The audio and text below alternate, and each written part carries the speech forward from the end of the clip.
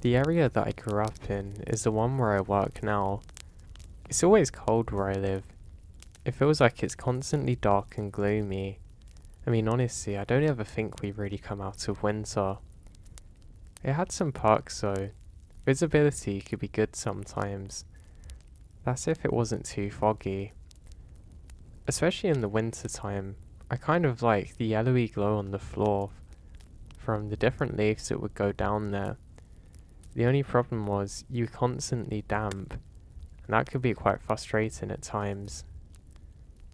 I work as one of the forest rangers. I'd done it for a little while, and I didn't think there was much a job could throw at me. I'd worked other jobs before, like mining specifically, which I found really difficult. I found it easy to lose your mind down there, going hours and hours without getting any daylight. It's just not good for you. Now, one thing I did notice though when I started this line of work is just how quiet it is. Sometimes it could be a good thing to be out there alone, but sometimes it really wasn't.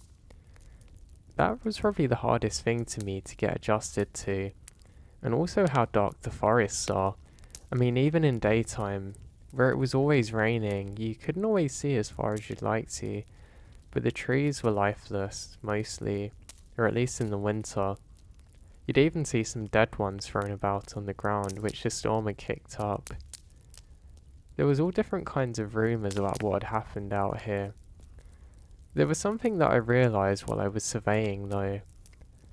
I heard a gunshot. Now, this was one single gunshot, but it sounded like a rifle. The thing is, I only connected the dots after it had happened, but I felt something just brush past me. I didn't hear a sound, but there was a click in a tree, then the gunshot sound. Then it became apparent someone was shooting shots near me. I screamed out, hey, what on earth are you doing? And started swearing, thinking it was a hunter. I screamed, you could have killed me. And I then ducked down for a second, trying to figure out where they are. I'm trying my best to do some kind of scouting, but I don't really know what I'm doing. I think because of the direction that I believe the bullets come from, that I'm in good cover here and I shouldn't be seen. The problem is, I've got to get moving to safer grounds now. I look around and I really can't hear anything, and I actually wonder if it was something else. Maybe it was something explosive. Maybe somebody was trying to take the trees down illegally and it was a bit of shrapnel that come off. Seems like it was a good thing if that was the case, because at least nobody was trying to kill me or hunting and just doesn't know how to aim their gun. So I ended up walking normally after this realization. I'm now walking towards an area which has some good lighting, so I know that I'm going to be relatively safe if I follow this path. But I couldn't shake the feeling that was definitely strange. Anyway, I've still got a few more checks to do. To be honest, this is actually the easiest part of the job, where that I well and truly don't actually have to do much. I mean, literally, I'm just walking around. The pay was alright, but it wasn't the best, and it was actually quite frustrating, to be honest. I mean, the job wasn't too difficult, but I just felt tired every day. It's honestly like I come home from work and I just have to lay there for a while just to recover. I think it's from being on my feet so often out there, and I think being cold often takes its toll on you in other ways. I'd send out so many job applications, but because I didn't have a high education, I had a really hard time getting opportunities, which really wasn't the best. I mean, come on. I knew how good I was, and I knew the jobs before that had been quite challenging, so I definitely had skills there, but nobody seemed to be giving me an opportunity for anything. But what could I do about it? I just had to keep going with it all, I guess, but it definitely wasn't a nice feeling. It meant too that I had another night job where I would wait tables at a restaurant in a small cafe. I didn't have an issue with it, but it kind of felt a little bit degrading. At least when I was at this job walking around, I could just reflect on things, and I kind of felt like I had a higher purpose. But beggars can't be choosers, and that was what I was doing. This was often on my mind out there, to be honest. I think where we rarely spoke to people on the job, I mean, you would just have all day to just get in your head and just think and think and think and think. I resorted to singing eventually, and I started doing it again now. You know, the crazy part is I didn't always realise that I was. I would basically catch myself singing songs. I'd kind of make them up as well because I didn't know most of the lyrics honestly other than the main chorus. There was one other guy that I worked with, but I mean literally just the one. So we'd very rarely encounter each other out here. In fact, it was designed not to happen. Because obviously, if we're both bumping into each other, then we're not really patrolling correctly. But that was fine. I like to follow the train tracks sometimes. I'm not quite sure why, to be honest. I mean, the trains would come here, but so rarely. At first, it looked pretty cool to see their glowing light in the night, but it also become kind of a common thing. Almost like a very quiet part of the scenery. Only loud when it's directly in front of you. I used to love staring down the train tracks and just looking out into what I thought was the abyss, just imagining a better future for myself. The good thing is, there's been no more shots at this point, so it's safe to presume that it was something alright, but nothing too dangerous. I decide that I'm going to report it when I get back, but now I have more surveying to do. So off I go. I keep doing my surveying, and everything's basically normal. And I then find myself finishing this job, and I have to hustle over to my other one, which I didn't want to do that much. But at least I'm going to be in the warm with this job. So I get in there, and it's a real quiet night. There's basically one lone cop sitting at another table, drinking coffee by himself, just kind of staring at and looking. I'm not sure exactly what he's doing. He's basically just sat there kind of staring around. He was in the corner, so I guess that he did this intentionally so he could see if anybody else was around or up to trouble, but I thought, come on man, we're in the quietest part of town, there's nothing going on. I go to ask if he wants anything else, but he doesn't say anything. He just kind of looked at me. That's odd, I thought, as I decide that I'm just going to stick to myself. Usually I like to make conversation with people in here. Not just for the sake of being nice, but just to have something to do. I mean, really, my god, I would get bored out here sometimes. But he doesn't say nothing to me. He just kind of keeps an eye on me. I then realise he's kind of looking through me, and he hasn't drank his coffee. I come over and offer to refill it, sticking my hand out so he knows that I'm ready to take the cup for him, but he doesn't say anything. I then sit down next to him and say, "What's wrong? You need to talk?" He then finally breaks his stare and looks up and says, "You don't want to know, buddy." I say, "What's wrong?" Again, he doesn't say too much of anything, and I just go about doing my other duties. I'm having a good clean up and stuff, and I eventually go back to him. Not quite sure why, I just felt like he had something he needed to tell someone. I mean, just anyone. So I sit down next to him and refill his cup, making it hot, and then I pour one for myself. I say, "What happened?" He says, "You know, there's someone out here and it's just crazy. The whole case is blowing my mind." I decided it's best not to ask questions because obviously he's not going to be able to say everything, but he just keeps on shaking his head at me. I say, "Come on, you'll be fine. Just put out some flyers and the whole town will be after him. What happened?" He then says that, "Well, we think there's a killer out there. People are dropping dead every so often and we just can't figure out why it's happening. This has been going on for years out here, but the last one was crazy. It was so brutal, it kind of made me not want to do this anymore." I just nodded and didn't do anything else. I knew that he probably just needed somebody to hear.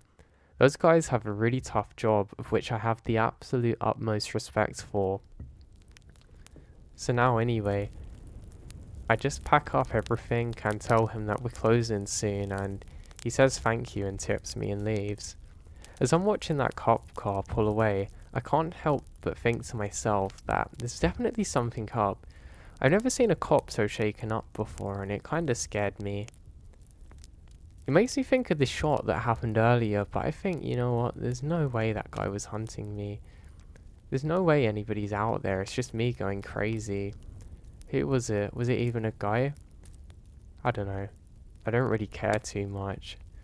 So I go back to bed that night and I'm really struggling to fall asleep. I have this problem quite often, to be honest, where that I kind of just lay there and it's like I feel tired at all the wrong times and I could sleep when I've just woken up, but not at night. My bed becomes by far the most comfortable thing in this whole world when I need to get up and do things. But when it's time to lay there and do nothing, it seems like I cannot break out of it. I'm really not sure why. But anyway, this is happening and every so often I hear a tappy type sound. Kind of sounds metallic, but kind of not. It was creepy, man, I'm telling you. I turned down the TV and I could kind of hear it in the background a little bit. Though it seems to pick up static more like a radio. I'm stood there in my kitchen trying to figure out what's happening and I decide to quickly grab a weapon. I go to grab a knife but accidentally pick up a fork. It kind of broke my concentration as I smile to myself, then grab a knife. I go around room from room turning on all of the lights, convinced that I'm going to find someone there, but there's nothing.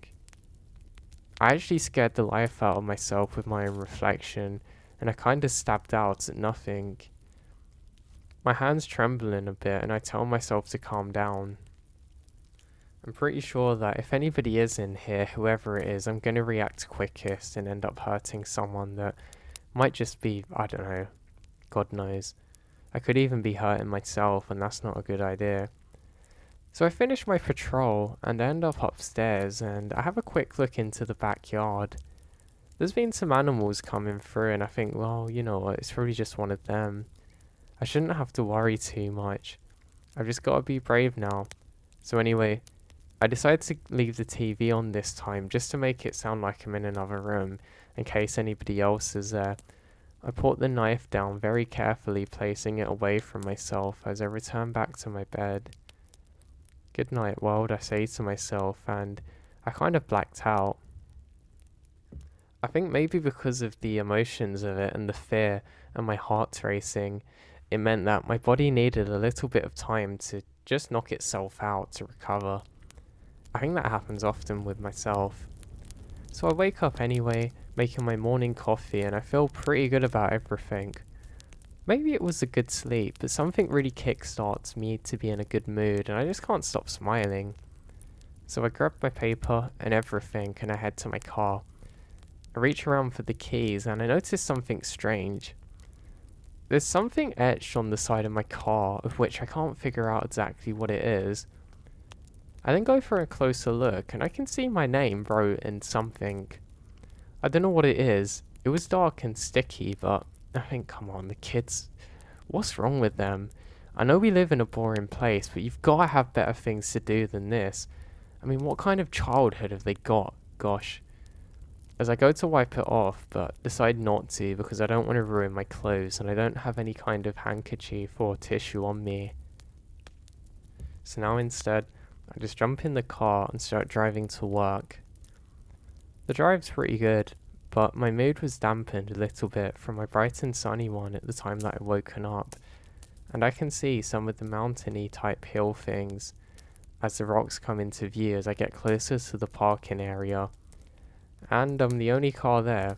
As expected, nobody comes here at this time of year. I'm in for yet another boring shift. So off I go, out into my job that I loved so much, but couldn't wait to leave in some ways. One of these days I'm going to get a job that I actually deserve and I can't wait for it to come, I think to myself. I decide to walk near the stream now and just take a while to watch the rain fall. These beautiful droplets bouncing on the water look so pretty. It's something that doesn't actually leave my mind for a while. I think, you know what, it's not all that bad here, and my optimism seems to be coming back to me. I guess my mood was coming and going in waves now, so I didn't judge it too much. So I start doing my rounds, yes, the lovely morning rounds that I dread so much, where I know everything's going to be exactly the same as the day before. So I'm walking along with my umbrella, and I'm basically pushing some of the low-hanging branches out of the way. I can't be bothered to move or duck down under them when I suddenly hear something. It sounds like sprinting. It sounds like it's really close to me, and I turn around quickly to see who it is. I jump behind myself and no one's there. Now that was creepy. It literally sounded like somebody sprinting past me. I don't know what it could have been. I then turn to my left and I can see somebody running, clearly injured, up ahead of me. It must be another person. I then hear one of the most nasty screams I've heard before. It sounded like an animal about to die, it really did. I see them run off for a while until they duck down, and bang, I hear it. Another shot. I immediately drop to the ground. I don't know why, I honestly become like a military commando as I take cover and shelter. I decide to bury myself a little bit on some of the foliage under me as I stay still and quiet. Who was that? What on earth is happening? I'm inquisitive, naturally, but I know the best thing to do now is just to not move. So I lay there as still as I possibly can, trying to make sense of this and what's going on surrounding me. Now, I look up slowly, and I can hear more screaming, which immediately makes me duck down again. Have you ever been hiding somewhere and you can hear a door open? I mean, even if you're just playing like hide and seek or something. Well, it was just like that fear. Oh no, they found me. And I immediately ducked down, burying my face a bit. It probably was quite hard to see me, but I wasn't so sure, so I decided to stay as still as I possibly can, like a tortoise or something. And then, bang, silence. The echoes of the round off of the rocks are really not nice. It's burned into my brain. It's like something that will not stop playing. My ears are actually ringing a little bit. I'm not sure how close whoever that is, but they must be incredibly close to me. What on earth is happening? I start shaking and really struggle to stay calm. Now I'm waiting to hear a follow-up, but nothing happens. God, I'm gonna be next, I think. Well, I stay down for 5 minutes and nothing happens. I can hear someone moving around now and it's really putting me off being there. Every so often, I can hear something encroaching in the leaves around me. It gets closer and closer, then eventually drifts off further and further, leaving me in a state of paralysis, unable to move, watching a nightmare unfold in front of me. Now, after a while, I realise that not much is happening, but I just can't move. I'm absolutely frozen to the spot. Somebody must have died right in front of me. That cop, he wasn't lying. I don't want to be that guy's next story in a calf, so I just wait there for longer. After a little while, I have to raise my head up because of being cold, and I kind of wiggle around a little bit very slowly. I realise that, God, it's got dark, really quick. I had my eyes sealed shut so strong that it actually made my eyes hurt when I regained my focus.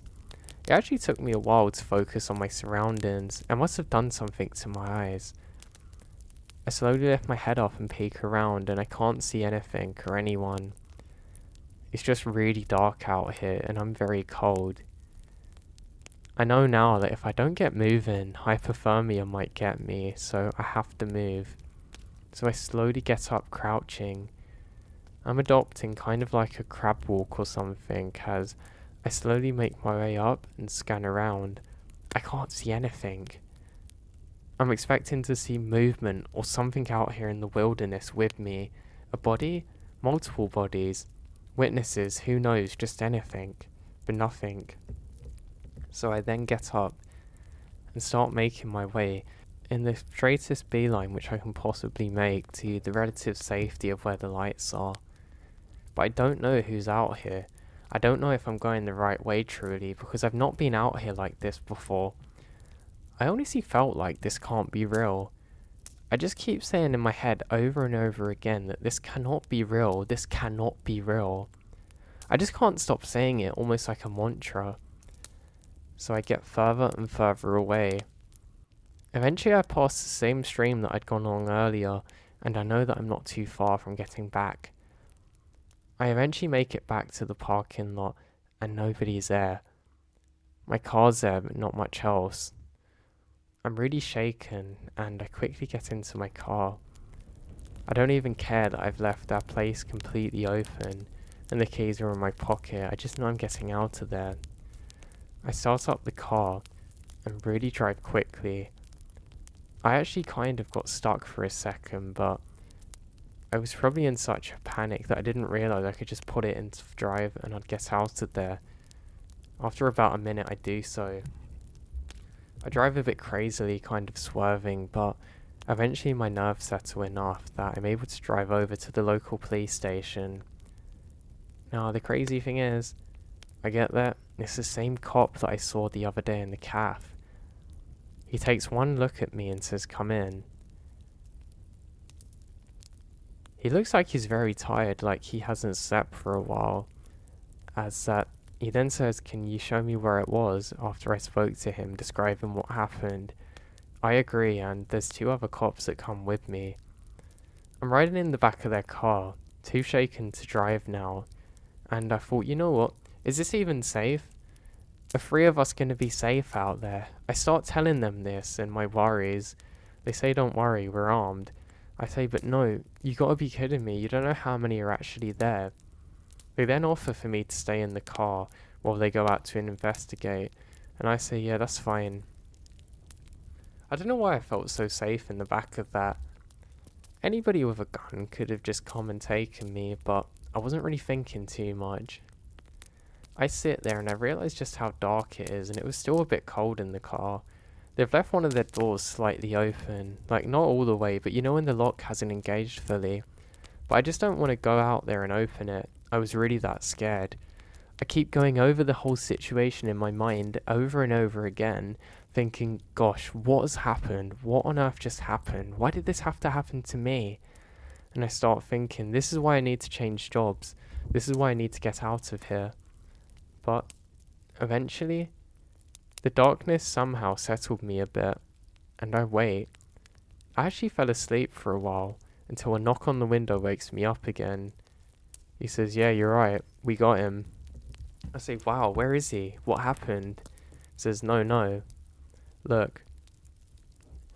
I then come out of the car and they say, "Right over there, we found a decomposing body." I say, "What do you mean?" Apparently, just exactly where I heard the shot, there was a body which was probably 2 or so weeks old, maybe even more, out there. I say, "It's not possible. I heard it happen today. Are you sure there's not more?" They say, "We're pretty certain, but we're going to get forensics off this. We're going to find the guy doing this."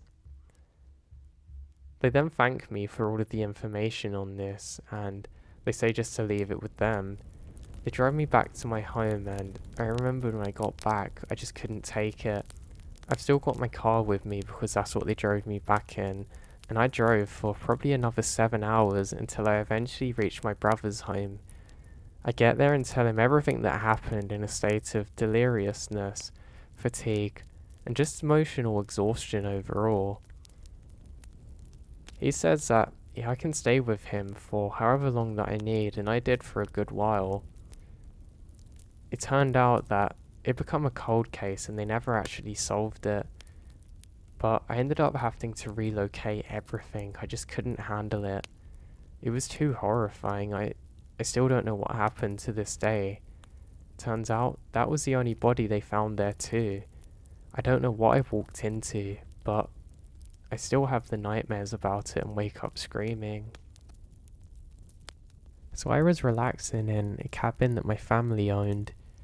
I'd been out there for a while on my own, well, weeks to be honest. I kept hearing a branch snapping though.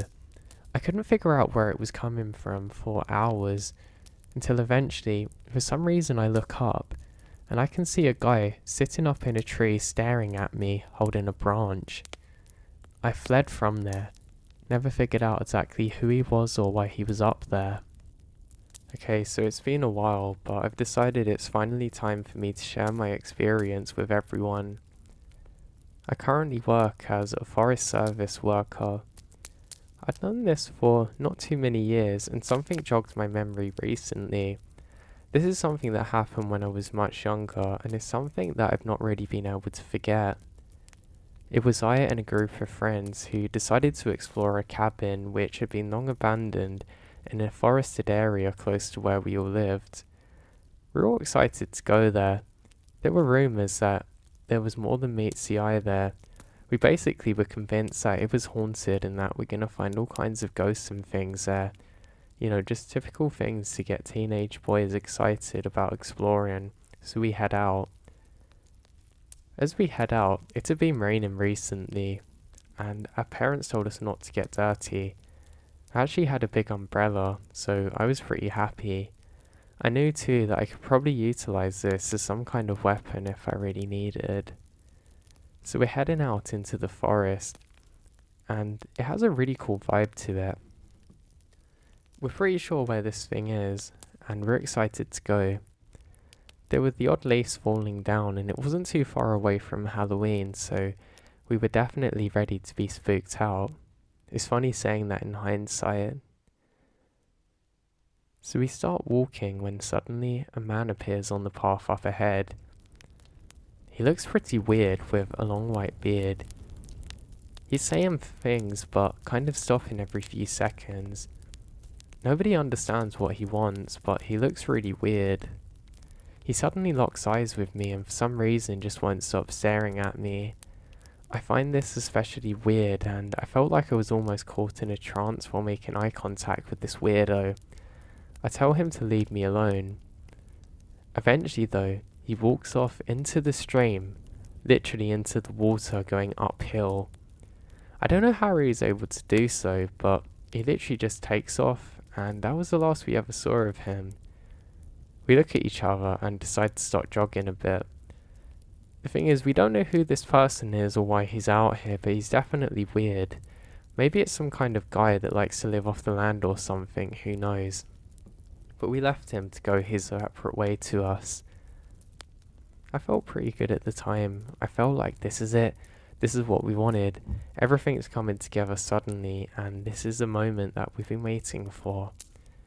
We start to make up some things and imagine that he's probably come from the cabin that we're heading to. We eventually see the cabin, and that thing looks scary. It was almost like it had just been planted in the middle of nowhere. This is long before we had mobile phones or any good way to communicate with our parents, so you really felt the desolation of the area. Especially because, well, we lived in a pretty remote area to begin with, but if you go into the forest, there's all kinds of crazy things out here. We had regular sightings of Bigfoots and UFOs, you know, all the good stuff. But this thing felt different. We bravely start making our way towards the cabin. Apparently there's another group of friends who one of the people I'm with knows, and said allegedly if you go there on your own at night, crazy things will happen to you. The ghosts will try and kill you. As he said that, my friend made me jump and it annoyed me. But we pressed forward and eventually get to the cabin. There was no door to worry about. We ended up heading in, and I can see a way down to a cellar. Now this is interesting. This wasn't on the script. We knew there was more to this place, but none of us expected to find something like that so early. So that was definitely an interesting moment for us. We have a look around, and there doesn't seem to be anybody else present. That's when we realise it. We call him Steve. Crazy Steve has appeared again.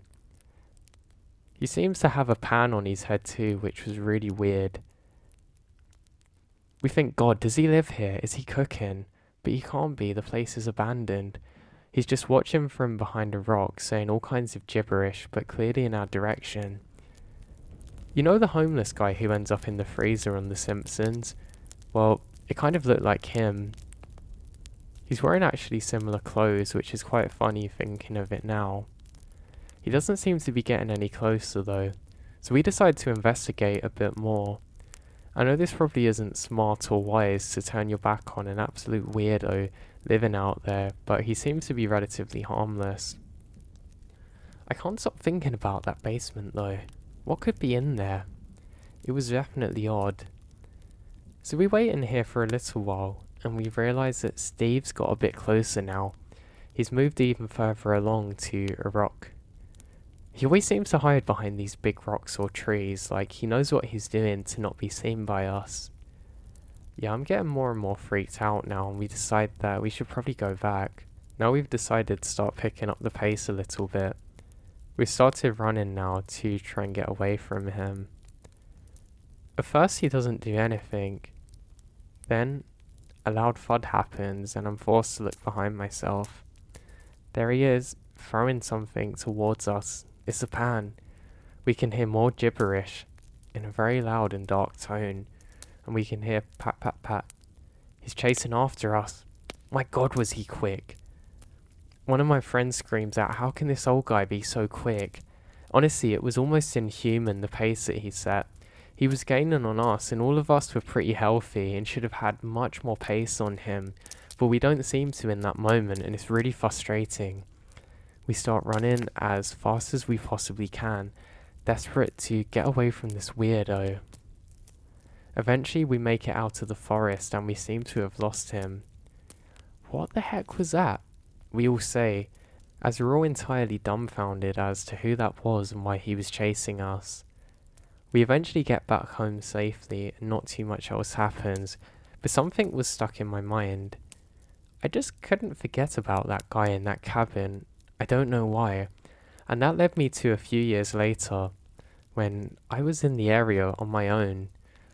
When I got a bit older, I got into the habit of going for night walks in that place. I'd long forgotten about that guy for the meantime, and I felt pretty safe out there. I was going for one of my night jogs actually on this specific occasion, one where I was my typical indecisive self, and I couldn't decide whether to jog or walk, so I did both periodically. And would you know, there's a cabin up ahead. It looks so nice, so inviting and enticing. And there's the thunder. A storm was brewing. It just felt too perfect and excellent to be out there. I suddenly got buckets of energy from who knows where, and I decided that it's my time to investigate alone. I wanted to know what was in that basement. Nobody had told me this stuff before, and the adrenaline and excitement was taking over for me.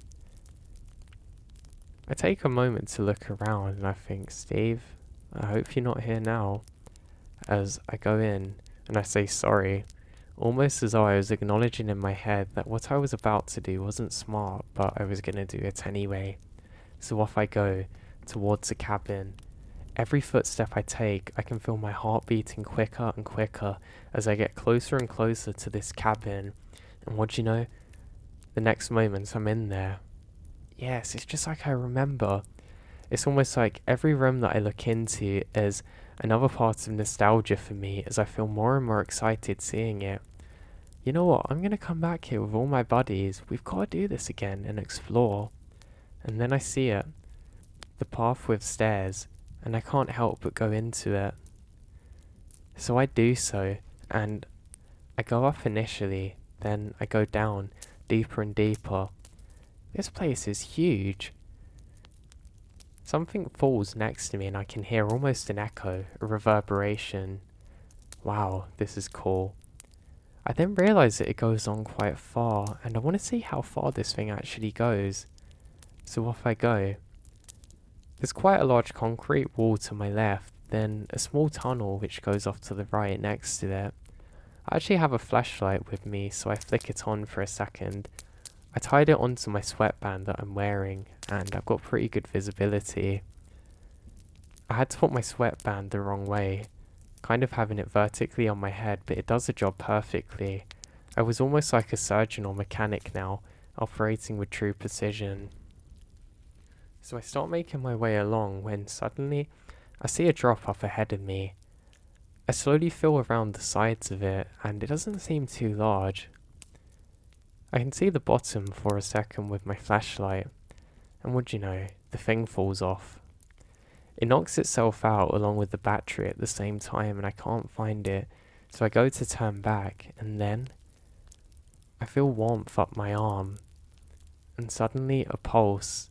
It's my pulse. I'm grabbed and almost fall headfirst into the tunnel, but I stop myself and scream. Something is gripping onto me. I reach down and feel a hand, a human arm. I cannot seem to loosen this thing's grip until I smash it as hard as I can. I actually miss and really hurt my hand hitting the side at first, but I'm able to get free. I don't hear anything after that and I scurry back screaming. I'm screaming every few seconds while I catch my breath and eventually make my way back up the stairs again. I start running and I can't really see clear. I realise now that lots of dust and things have kicked into my eyes and I say, how can this happen? It can't get worse for me. I can't see where I'm going, but luckily I know the area well as I run through some of the forestry. It seems like the forest is closing in on me as I get closer and closer to escaping. I kept up a beautiful pace and eventually make it to the border of the woods. I start screaming over and over again, not knowing what on earth happened to me. Was it Steve? Did he finally come back to get me? I don't know. I eventually make it home quickly and I tell my parents about what's happened, and my dad insists on calling the cops or going back there himself, but my mum says no, just leave it, it's probably just some weird homeless person out there. I then vowed to myself and my parents that I'm never going to go back there again, and you know what? I didn't. I never found out why that happened or who it was. I don't know what made me think of it again so much recently, but I just want the answers, but at the same time I don't. One day on shift as a park ranger, we had something bizarre happen. We were following a trail and every so often, we would find a doll's head. Literally just a decapitated doll's head with the hair half cut, and a scary smiley face etched on with what appeared to be a red pen. This is extremely bizarre. We've never really encountered anything like this, and they seem to be going off in a particular direction. We followed these, and we literally collect about 6 of them, all about 10 feet apart or so, until eventually we find what has to be about 100 or so of them all scattered around in a big circle in the middle of the wilderness. We still to this day have no idea how they got there or what they were there for. I work as a park ranger and I had something that I experienced today which I don't quite understand. One of my other worker colleagues had told me that he had seen something weird that he couldn't explain and wanted me to investigate too. He'd given me the exact location and said that he wasn't going to preface it, he just wanted me to go there and let him know what my experience was, and I said okay. I was actually a little bit cautious, but I'd known this colleague for a while, so I make my way over to that location and I find a door, literally in the middle of the woods, for no reason at all. It looks like quite an old door, but kind of like a grand one that you might see on an old house, and weirdly, it had one of those old door knockers. I look around and don't see anything and decide to get closer and make it up to the door. Now when I get to the door, I can hear a weird sound around it, almost like lots and lots of people whispering, but there's no one around. It's very faint but very distinct.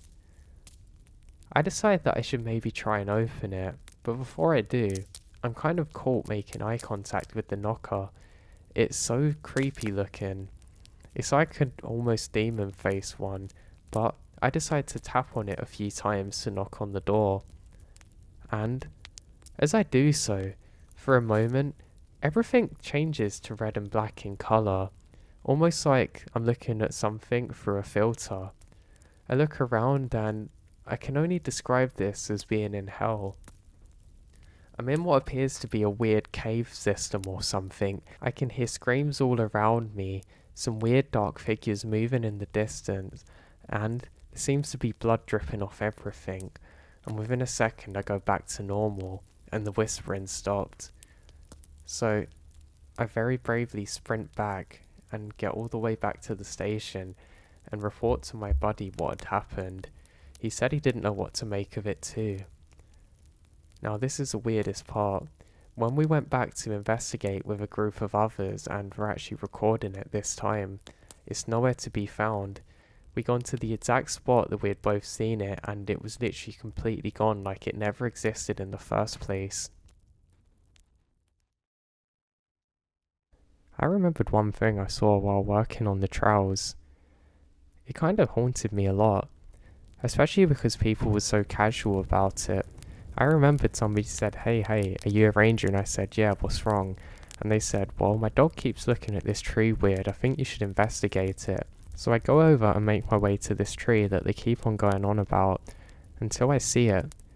Probably about 50 or 60 feet up into the air is a carcass of an animal. It's pretty much bone dry, almost like it had been fleshed out, and only the bones were left. How it got up there, I never knew, or was able to ever find out, and it's still the weirdest thing that I've ever seen in my life. While working as a ranger, I stumbled upon something that will never be removed from my memory. Now, I was doing my regular patrols when I noticed something odd. I can see what appears to be two white sticks holding up something.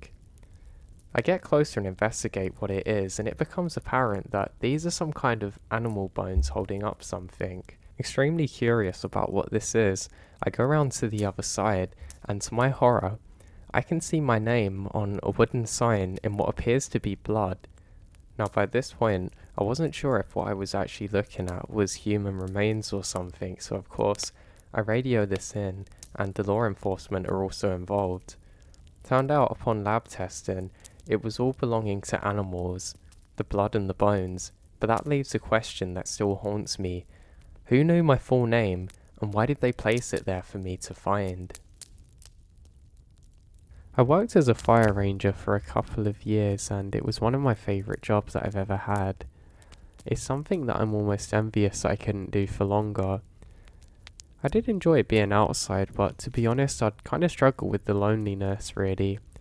Every so often you'd have somebody pop up, or you might change over shift and have a brief interaction, but there wasn't really much time that you could spend with people, and that's something I didn't enjoy about the job. And I don't know, I just don't think it's good for you in the long run. I've recently changed jobs and I'm around people a lot more, and sometimes I do reminisce and think back, and I kind of trick myself into thinking it would be the right path for me now. But realistically, I know it wasn't. And I did have a story that happened to me that I'd like to share, where I think this would be a good place for it. Now, where I was stationed was absolutely beautiful. We had these huge trees everywhere, which I absolutely loved. And you could do these beautiful nature walks through it, and that's something that I did quite frequently. I actually opted to walk for about an extra 2 miles just so I could go through more of it when I'd arrive for work. It was really gorgeous, honestly. And yeah, sometimes when I parked my car, it was easy for me to get lost and forget what I was truly there for. I kind of understand how places like this could inspire different stories. You know, like you get the Lord of the Rings and things like that. Well, I just kind of get it. And if you're someone that lives in a city, then I'd strongly recommend that you spend some time out in the forest. And I mean real forests, not just the parks, like the national parks, you know, the big ones. Yeah, sorry if I'm going off topic at all now. So I'd like to share what happened on a Pacific night while I was on my duty. Now before I get to that, I'll have to explain some of my day. Now my day was pretty good. I spent most of my time just doing my watch and just listening to songs on the radio. I had a really strong radio up there, and it really got good signal. I mean, how could it not being that high up? I tried my best not to go down too often, but I'd have to do it for the toilet every so often. I think from coming up the kind of spirally stairs, I ended up twisting my knee awkwardly, and it was kind of playing me up.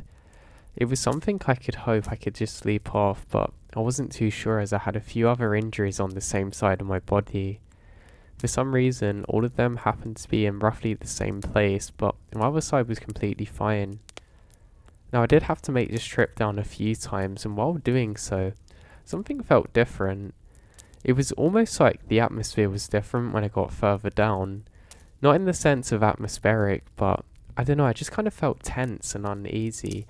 Almost like something terrible had happened, but I didn't know what. I don't know if you've ever got bad news, but one that makes you panic. It was kind of similar to that, so for me this was a really bizarre thing. I did wander around a few times and try and take my mind off things, and that's when something else weird happened. While walking, my vision suddenly goes very blurry, and it's almost like I'm seeing double. Now during this time, for just a second, I can see some kind of figure further up.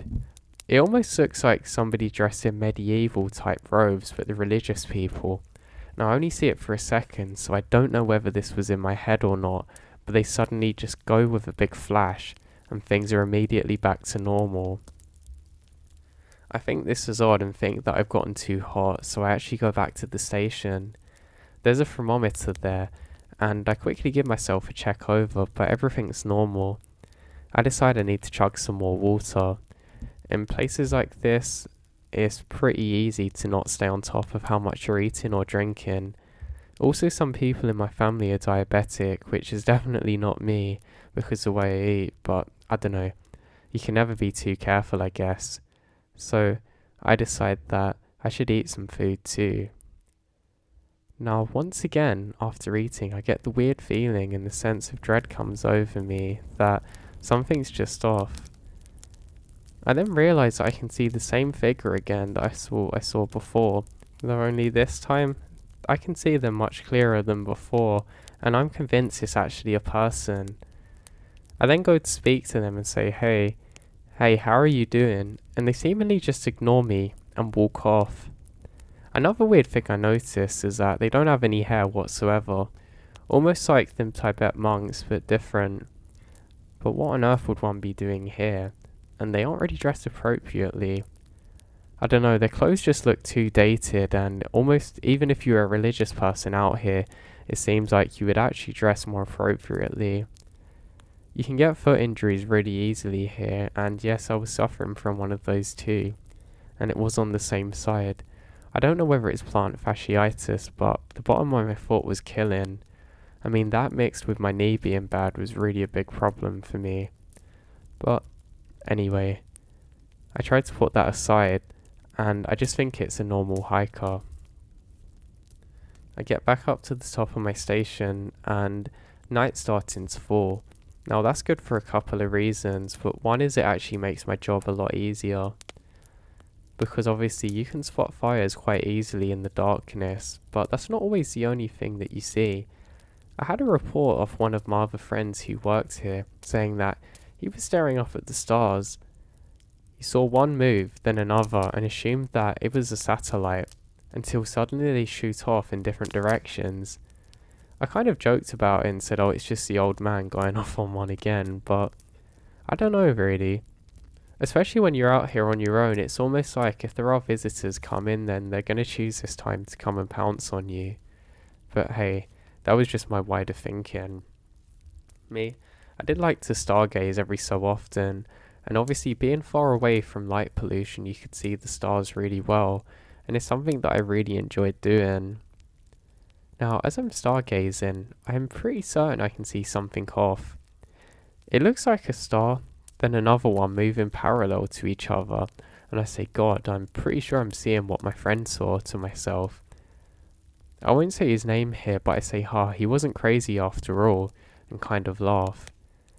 These stars didn't shoot off, but there was definitely something weird about them. I actually worry that maybe the tower was starting to crumble or lean and that this is about to be it, but I stay still for a second and realise it isn't. This is actually one of my biggest fears that I have, the station going down with me on it and me just holding on to the sides trying to make it. I've had nightmares about this and generally wake up really scared inside the station, and when I've done that, I've actually been really fearful that it's happening because obviously I'm up there and your body doesn't always get used to it, especially not for short spells. But this isn't the case. The stars are just weird. I tell myself that I'm just imagining things and I go to sit down. Now this is the first really strange thing that happened. I go to write in my diary that not much is happening today, and I wake up again. Now, I went into a very deep sleep and I must have dreamt for probably 12 hours. I had a very long dream that I was actually transported to medieval times, which is really bizarre. But this wasn't the case. Of course it wasn't. I looked at the alarm clock. It's only been 10 minutes. How could it have only been 10 minutes if I'd been dreaming for 12 hours? This is really bizarre. I then quickly scan around and grab my binoculars, worried that I've eclipsed time that is potentially dangerous, and this is one of our biggest issues on our job. If you fall asleep, you're not only putting your own life at risk, but also others who you're there to protect, and that's something that I don't want to jeopardize. So I quickly slam a coffee and try and normalize myself a bit. As I'm slowly waking up, I grab the binoculars and peer around, and that's when I see it. It almost looks like a glowing ember of a fire, and with some excitement, I quickly focus in the lenses. That's when I see another one, and another one. I then put the binoculars down trying to see it, but they're just too far away for me. Thinking that maybe this is some kind of encounter with the third kind, I start to panic a bit now. I then pan around the binoculars, and it seems like it's a big row that continues and continues. I can't believe what I'm seeing. All of the lights form a big circle around my tower, and they're getting closer and closer. They're all kind of like a red-yellow glow, but it's really weird. I look up quickly, expecting there to be a big mothership about to take me away, but strangely, I don't see anything.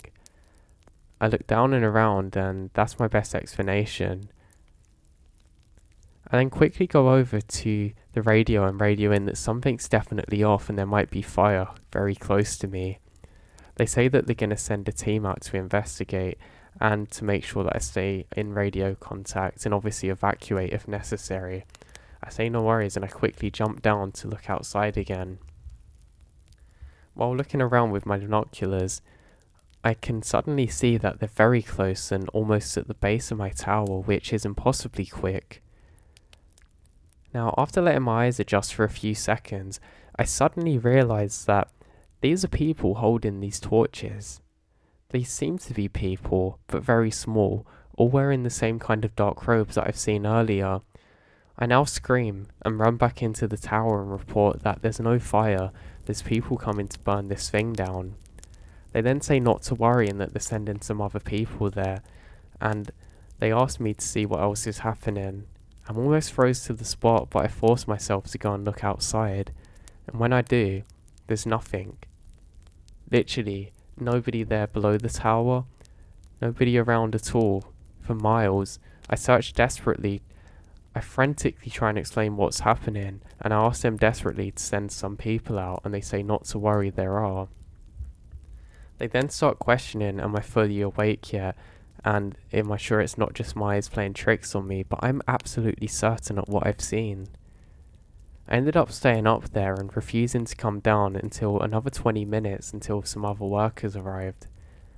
They question me, and they say they can't see evidence of anyone.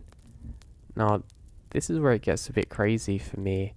One of them does find something odd. They can see some strange markings on the ground. It's almost like hieroglyphs, but not quite. It's like strange symbols that have been burned into the ground, obviously with something, but there's no people whatsoever. We do quite a big look around and we literally can't find anything to explain what this is. I'm completely freaked out now, and luckily one of the other workers takes over from me. A few days go by and nothing else really happens, and eventually I return to another station and the rest of my job goes completely normal for those couple of years. Now, none of the other workers experienced anything even remotely similar to what I did that day, and that kind of messes with me in more ways than one. I know for a fact that I wasn't seeing things, but I still don't know what I saw that day. This experience put me off being a fire ranger, and I'm kind of glad that I did, because I'd hate to be out there alone and have something similar happen again. Since this, I've also never been able to camp alone.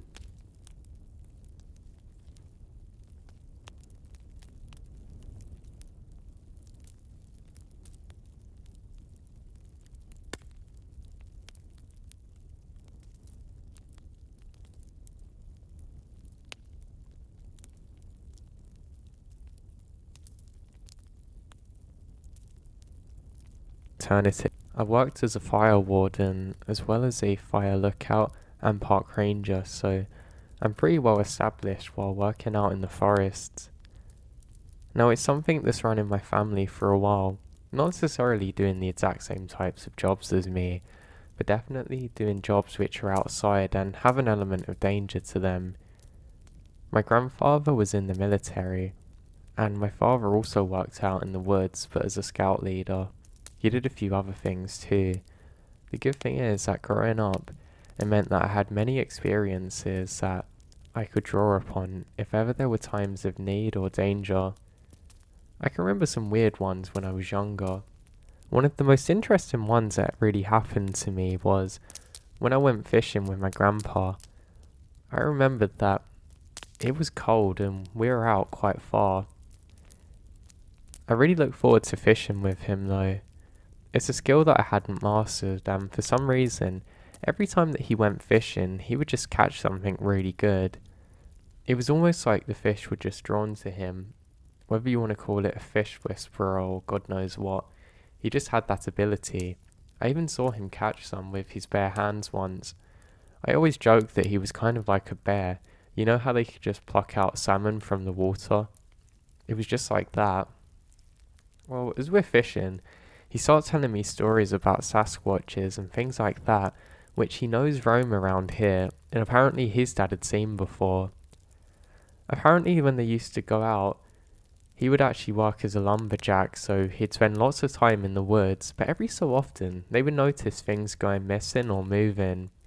I mean, we're talking about really heavy equipment, things that nobody should have been able to move.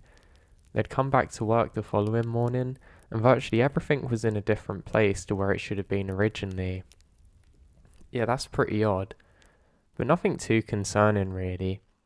Well, apparently every so often, in the mist, they would see Bigfoots walking around freely. This was so bizarre, but it's something they really got used to in time, to be honest. Now, as he's saying that, I hear something, a very loud roar. I honestly thought it was a monster for a second, and I actually dropped my fishing rod. Almost like a knight ready to go to war, my grandpa gets his rifle and quickly loads a round in. He puts his finger to his lips to be quiet. We then hear some thumping around us. We realised a tree had fallen. Now I was scared. I felt like I was in the lion's den. Well, my grandpa had a different take on things, and he tells me not to move, as he orders me to slowly go back towards the water with his hands as he scans around. I remembered holding my breath for what really felt like much longer than it actually was, as I was waiting for what was going to happen. Now my grandpa then comes over and whispers to me to stay here. He's going to search around the area, and I go, no. He says, stop, be quiet, as he goes off. I remembered staring at him for a long while as he slowly went away, and I was thinking to myself that this could have easily been the very last time that I'd ever see him again. I remembered him walking over the ridge and thinking to myself that, well and truly, this could be the last time that I was ever going to see him again. So I wait there for 5 and then 10 minutes, and I think, God, like he's just abandoned me here. Is some monster going to come and take me? Because I was young, I was actually more paranoid in my mind about something coming from the water and basically just grabbing me and pulling me under. I was quite young at the time, and to be honest, because of my state of fear, I really thought it was a possibility. I was probably hyperventilating for a while by then too, and it actually made me feel tired. Maybe it was just from all the hormones that my body had pumped through my body then. And then crack. A big crashing sound. For a second I don't know what it is. Then another one. I'm literally frozen to the spot. For a second I thought it was lightning and thunder, but I realised soon it come from wherever my grandpa was. I was absolutely frozen in fear then. I wanted to go and move to investigate, but I couldn't. It was almost like my spirit was freely roaming, but my body just couldn't. It almost felt like an out-of-body experience. I have no idea what's happening now. In my eyes, My grandpa's just went and bravely fought to the death or something and is about to get eaten. This goes on for a little while, but it's probably only about 7 or 6 seconds and I suddenly move again. I felt like time had frozen as I walked. It was like everything else was going really slow, but I was going quickly. So I say, Grandpa. I finally got my voice again. I say Grandpa once more, trying to figure out where he's gone and what was happening. It was just such a weird moment, which was truly so surreal. I now go further and further, until I eventually stumble upon somebody standing there. They aren't moving much, just looking around. That's not my grandpa. I say hey, really loud. My grandpa says, wait there. And he slowly turns back towards me. I didn't realise it at the time, but he's basically pointing his rifle around. I couldn't actually recognise the shape of him so easily because of this. He wasn't very tall, but I guess where he was standing he looked quite tall, so I assumed that it was somebody different. I suddenly feel a lot more relaxed now, as he slowly starts turning back towards me. Now, eventually he makes it all the way back, and he says, we gotta get out of here. I ask him what happened. I keep asking, are you okay? I can see he's fine. He just does a glance to me and it tells me that I've got to be quiet and just listen. My grandpa then makes me pack up everything into our little steel box and we slowly turn around. We're actually following the shoreline now, which was weird. I didn't actually know whether we could get back following this route, but my grandpa just keeps on going, so I followed like a soldier in battle. So we keep this up for quite a while, and eventually we make it back to relative normality. Now, we get back to a more safe area, and I still don't know what had happened. My grandfather eventually puts his gun down, and I can see that his hands have gone white. That's how hard he was gripping that thing. It's a look that I've never seen before. I presume that this is how soldiers look when they've just come out of an intense battle and their mind is coming out of that all weird survival mode. Eventually we get back and he finally says one word. He says, bear. He really didn't have to explain anything else to me, and I just knew enough, and especially by the way that he said it to me. Something was definitely off. I said, but what happened? Did you get it? Did you kill it? He says, no. He then tells me what happened from his perspective. He said that, I told you wait there, and I knew it was the only way to protect you. He said, I knew if I left this bear it would easily gain on us and probably kill us without us realising. He became very serious as he said this, taking a moment to pause and look up. I think he was just trying to calm himself down and not really show any fear. He does this one more time and I'm listening to every word that he said. He then tells me that he saw the bear, took a shot, and knew it was a warning shot. Usually, all bears in this situation just panic and run off. If you can get a rifle round really close to them too, because of the velocity and everything. But not this time. Something weird happened. He seems to slowly encroach on us. I say to him then, come on, but what happened next? He says, well, this thing got closer and closer, and I put a round straight into its chest. Did it die? No.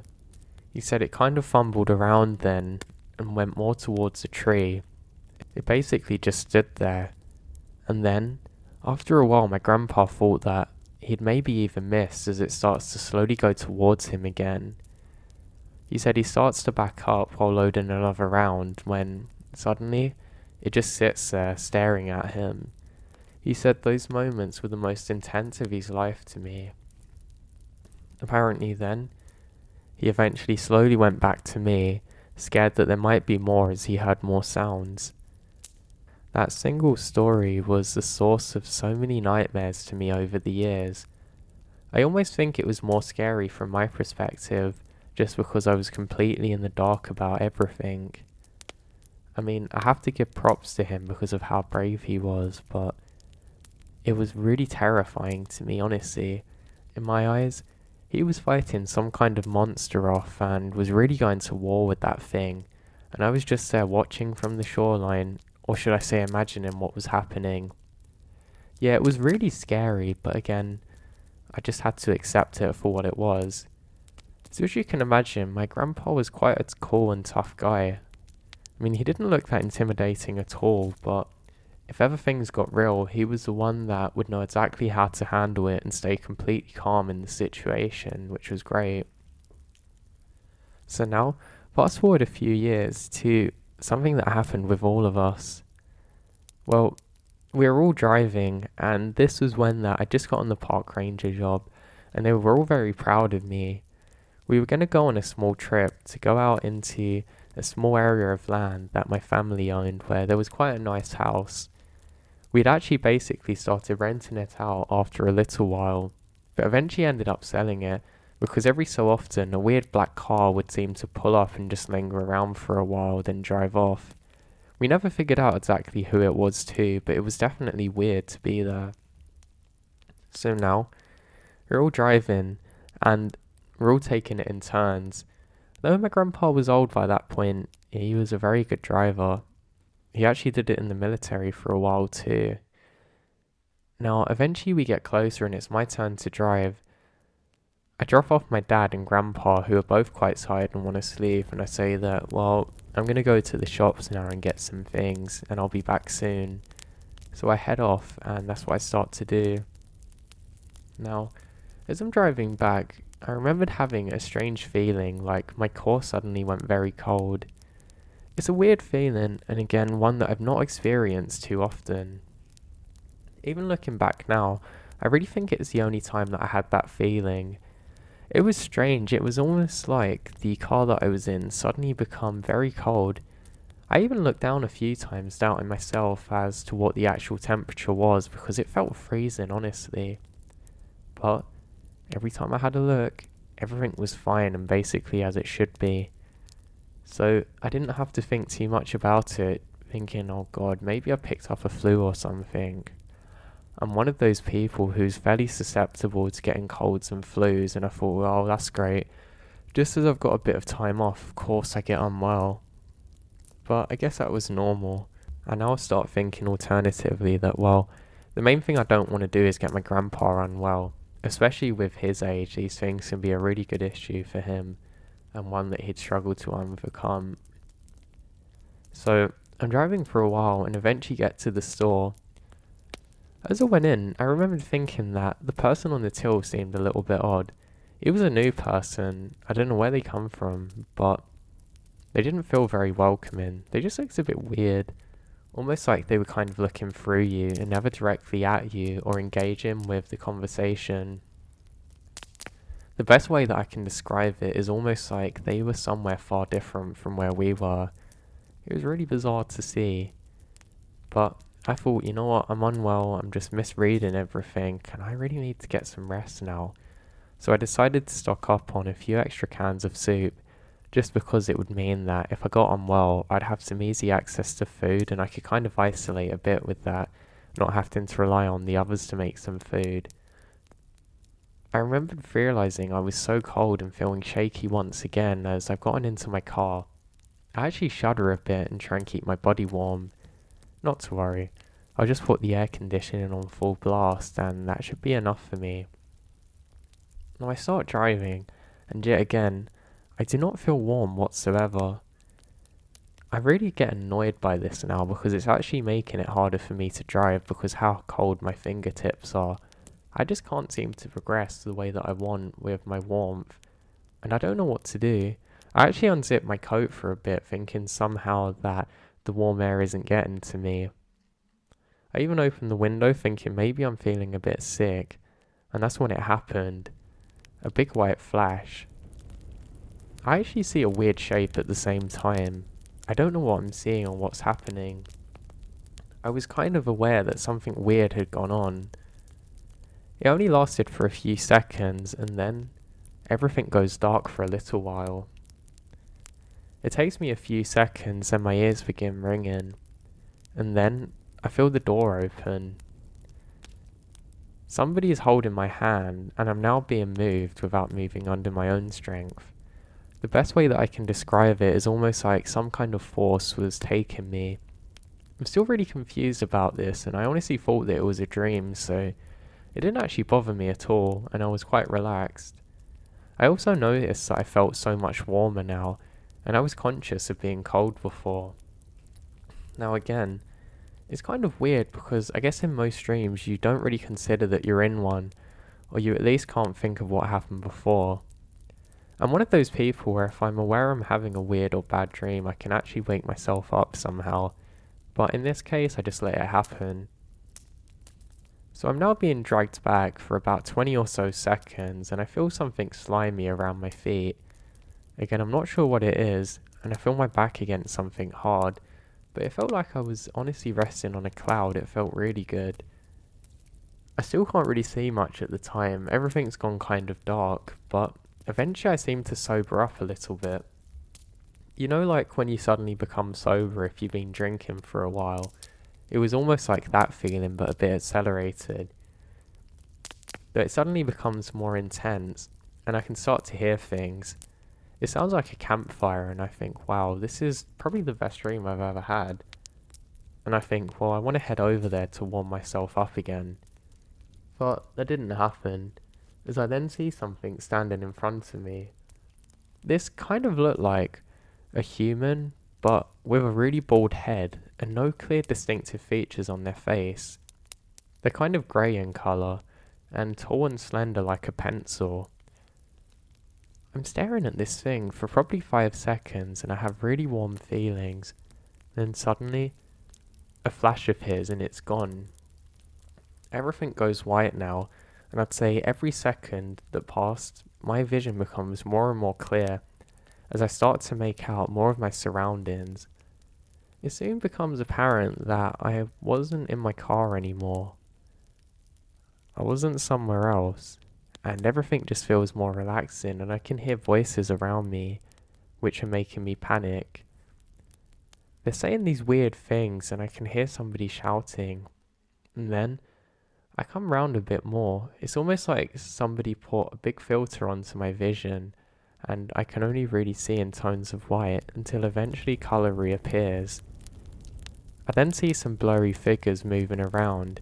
This must have been the sobering factor in my brain to wake me up now, and I realise that I'm at the scene of a crash, and a really big one, and I can see a fire, and the people standing around me are actually emergency workers. A few seconds later, boom, a big explosion sound, and my vision goes again for a second. I now fully wake up after about another 10 seconds, and I can see that something bad has happened. I go to stand up, but I literally cannot move. I go to move my left arm, and that too can't move. I've only got control of my right one, when I can see a paramedic saying, "You're okay, you're gonna be fine." I now look around, and I can see that there's some kind of fireball up ahead of me. There's burning embers everywhere, and there's two things mangled together. It's really odd. Again, I'm not exactly sure what to think of it, but I very slowly realised that I was in the crash, and that was my car, and it seems to have hit a big bit of wood or something. I can't really tell. Now from there, I eventually faint or whatever, and just lose consciousness, and I wake up again in a recovery room with my dad and grandpa looking really worried. I can actually see tears in their eyes because of how scared they are. My grandpa then breaks the silence and says, "Son, we thought you weren't going to make it." They then fill me in and say that my car seems to have gone awry and somehow crashed into part of a tree that wasn't meant to be in the road. Somebody had either put it there or it fell there, or it was some kind of natural or man-made barrier. Apparently, and nobody can explain this, I was dragged away to safety by something. I wasn't able to move on my own, but something took me out of the car and placed me safely towards a tree, away from the fire. Now, I'm not someone who really believes in guardian angels or anything like that, but honestly, I don't know exactly what happened that day. maybe I'd somehow done it under my own strength. I actually said this, but even the doctors disputed the possibility of this, so I know for certain that wasn't the case. So that leaves me with my question, what on earth saved me that day? I'd spent a while actually living off the grid. Not like I was doing it permanently, but it was at a time in between my college and when I really wanted to get away from a lot of things. Just, when you can't really think further than the day or week ahead, and there was always an assignment, always an exam, or some other cruddy thing that I had to work on that I didn't want to. So this was rather infuriating for me, and it felt like I was never getting ahead on anything. It's like it was one issue after another. So I had a friend who was also really into camping and going outdoors, so I knew it'd be great for us to go off together and spend a bit of time out there. He wasn't studying like I was, but he had a few jobs that he wasn't particularly fond of. When you're in crossroads, it was one of those moments for him too. The good thing is about this guy is, we'd known each other for quite a number of years and he was quite similar to me. We'd actually go down to bars and drink just to let off steam in the months leading up to this, and it was clear that both of us really needed to just get away from everything and just have a nice reset, so that's what we did. So our plan was to spend a couple of months pretty much living off and on the grid. I mean, basically you'd go back when you needed supplies and stuff like that, but it was very exciting for both of us. We'd never really spent that long out there before, so this was cool. So we've got our supplies together and we're a couple weeks into this. Things were going good. I did realise though that I was starting to get bored more quickly than I thought I would, and so did my friend. This was something that neither of us actually anticipated, and kind of made me realise that I was more task orientated than I'd like to think. I didn't want to spend too long on my own out there, but having a friend definitely helped mitigate that. The problem is, after a while you've talked the worlds and there's only so much you can actually talk about. So now we're having a new issue of boredom, but the plan was working. We were becoming more and more free mentally, which was great. So now we actually start to look more actively for things to do, and just to see if there's anything that we could do differently. We're walking with all our gear and notice how heavy our bags are, and we actually start to jettison some of our supplies. It wasn't really a good idea, but I guess it is just nice, maybe thinking someone would pick up on these cans or stuff if they needed it. So we do this for a while, and we eventually decide that we're going to get into exploring abandoned things. Now where we live is close to the forest, but not too far away from some urban settings, so that means that we're able to actually explore places if we want. There was one place that I always wanted to go to, which is an abandoned hospital. Now to get to it, there was a big fence that you had to crawl under, so we go up to here and leave our bags outside. Now at first everything felt good, but I ended up getting a scratch on myself and I was quite concerned it was going to grow infected. I put the stingy gel on, which I hated, which my friend had, and he patched me up pretty well. We now look kind of like military commanders, but as we got under the fence we couldn't believe how big and vast the place was. We weren't exactly sure what kind of hospital it was, but we think maybe it was a mental one, and we go in. Now, these things are absolutely massive and it's very easy to get lost, so because of that, we decided to not lose each other or get too far out of sight. When you've got these big old walls, you're not going to get very good signal on your phone, so we didn't want to be trapped out here like this. Also, we didn't know if others were in here too. So we started exploring level to level, and to be honest, there wasn't really too much to see.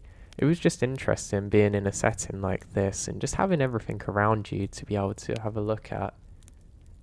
It kind of made me think of the weird balance of how we've built up things within nature.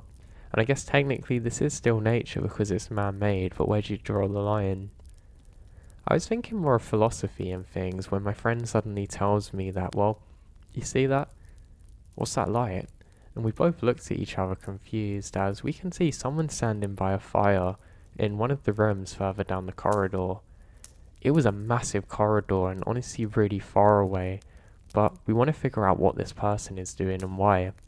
We think stupidly, oh, maybe they've got an interesting story to share with us. We just thought that somehow maybe he was like us, which is kind of stupid to think. So we start to make our way down there. As we're doing so, I noticed something weird. The guy's silhouette doesn't seem to become more clearer. It's almost like the apparent lack of detail is becoming more and more evident and more creepy. So we eventually encroach upon where he is, and we can't see him. The fire's gone out, almost like somebody turned off a match. Now, we're not too far away from him, but something felt odd. You almost felt like a presence had vanished suddenly. So what do? I make my friend bravely go first as I step back, saying I'm going to watch for others. He takes a step forward and he says, "Yo, come here, man, you're not going to believe this." I say, "What?" "Come and look." There's absolutely nobody there. We then make eye contact for a second and both start running out of there. Now, because of where this guy gone, there is absolutely no possible reason that he should have just vanished like that. I didn't hear any footsteps or anything, but we both saw him there as clear as day. So where on earth did that guy go to? I know he didn't just vanish into thin air, but maybe he did. We eventually get back to our stuff, and I felt so good actually being back with my set and on the other side of that fence. Now, this was definitely weird. We decided to chalk it up to us both being tired or something, but I don't know. It was definitely a weird thing to experience. So now, with that slowly fading out of mind, we're still struggling with the boredom issue, and there was one other place that we stumbled upon which seemed really weird. It was a very large church, which again had been abandoned for a little while. You know, it's like one of those where everything's kind of half in the ground. It was made out of stone and stuff, so it stood the test of time, and it's also surrounded by a cemetery. It literally covered all areas around it, which I thought was really weird, because that meant to get to the centre of it, you had to basically step over graves. So with that creepy factor in mind, we decided to start slowly getting closer and closer to this church. Now, we presume that maybe the cemetery was built after and that's why it was like that, but it was definitely odd. My body was starting to get freaked out as we get closer to this place, but I wasn't too bothered. The only issue that we're really facing now is that it's getting quite dark and there's potential for security or someone like that to show up. I doubted it though, because this place was clearly long abandoned, so that was definitely not going to be the case.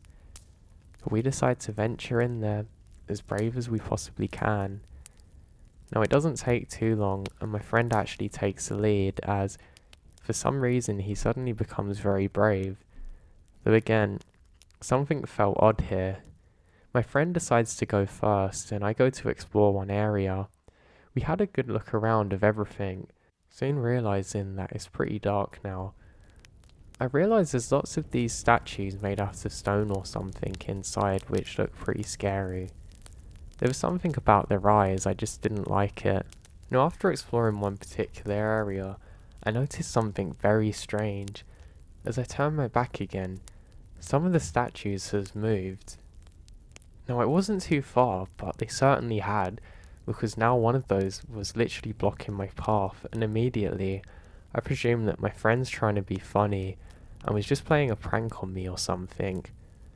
I don't think too much of it, and go off to another room and find him there. I decided not to mention it to him, and we both turned back now to head out. He said that he's getting a weird feeling about this place, and I think so too. As then, we realised one of the statues has been moved to very close to where we are. We look at each other, and both started laughing, saying, "Yeah, come on, man." And within 2 moments, we both lock eyes again and realise that neither of us could have possibly moved them. My friend starts screaming, and we both start panicking, thinking that's the only way out. In my panic, I find another route out, and I grab my friend, and we both sprint out of there. Stupidly, we've left our bags near to where they are, but I've been the braver out of the two in this situation, sprint round and grab them both while looking at the ground. My friend then catches up quickly after, and we run out of there. Now we run for miles probably. Living off the grid really built up our fitness. Even while I recollect this story for you all now, I don't know how those statues could have moved on their own. Maybe there was someone there waiting for us trying to scare us, but we didn't see a soul.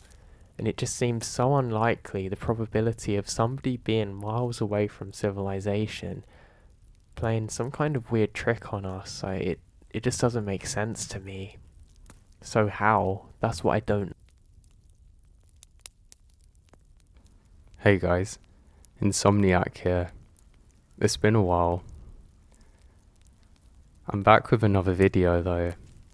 I'm only about 2 weeks post-op from my jaw surgery, but I really wanted to make a new video for you guys, so here it is.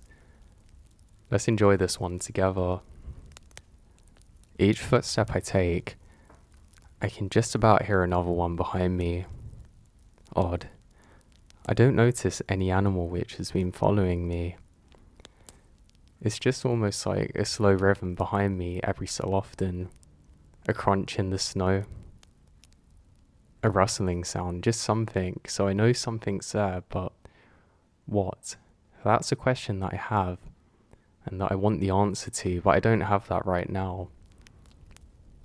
It's pretty dark, it's pretty cold, and I don't feel so good. I'm not able to get cell service on my phone to call my buddy.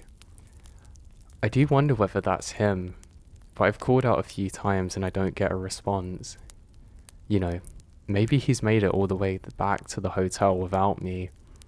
I don't know for sure and I can't really say anything for certain, but maybe it is him. Maybe, I don't know, he doesn't want to shout to save his energy, but where is he? That's really out of character for him. There's not so much time for me to think and ask questions though. I was getting cold. I'm somebody who's actually had frostbite before, and it wasn't something I wanted to get again. So I take my time. I slowly breathe out. I give myself a moment just to calm down a bit. I'm burning energy. My arms feel heavy. My legs feel heavy. And where's my backpack? No time to think of that. But I'm starting to sweat now, which isn't good. No, this isn't because of walking fast, or because of anything like that. I'm certainly not hot. It's fear. I'm definitely feeling fear, but now I feel cold. You know, the kind of cold that gets down to your core. The kind of cold that you just have to escape from, or try your very best to. Well, again, I really hope that I can manage this, because it's getting a bit much for me. I just don't feel comfortable like this, but again, what can I do? I call out one more time, nothing. I now look around. Okay, I think this might be me. I might just, I don't know, just be losing it somehow. But there's nothing, just some wind chills. There's some snowfall from the trees around me, but that was okay.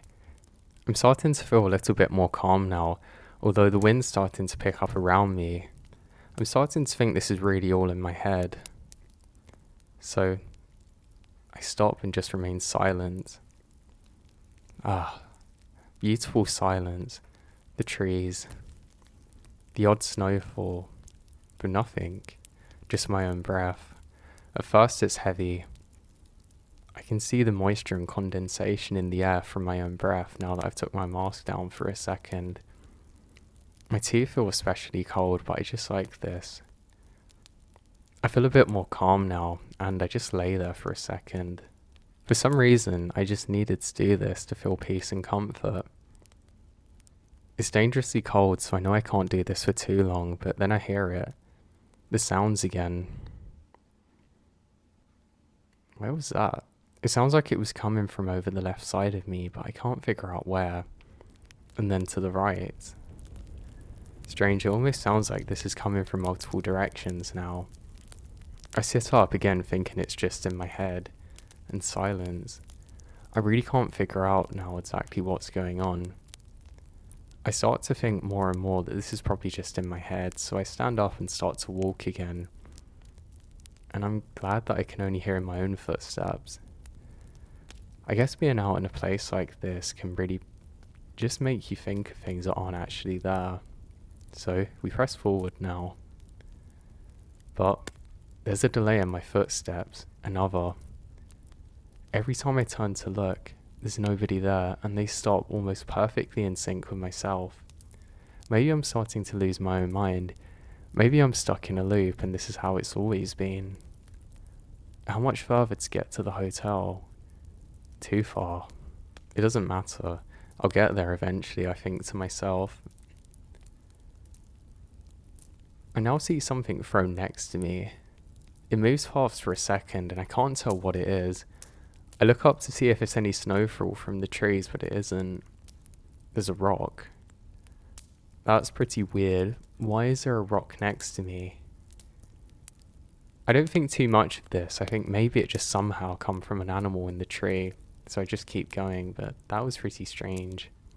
And I'll go into a slightly more deeper part of the forest. It's pretty hard to walk here and I can't really feel my feet.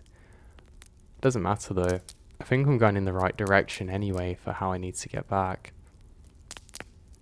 The problem was, the friend that I was here with, hiking with earlier, he knows the area relatively well.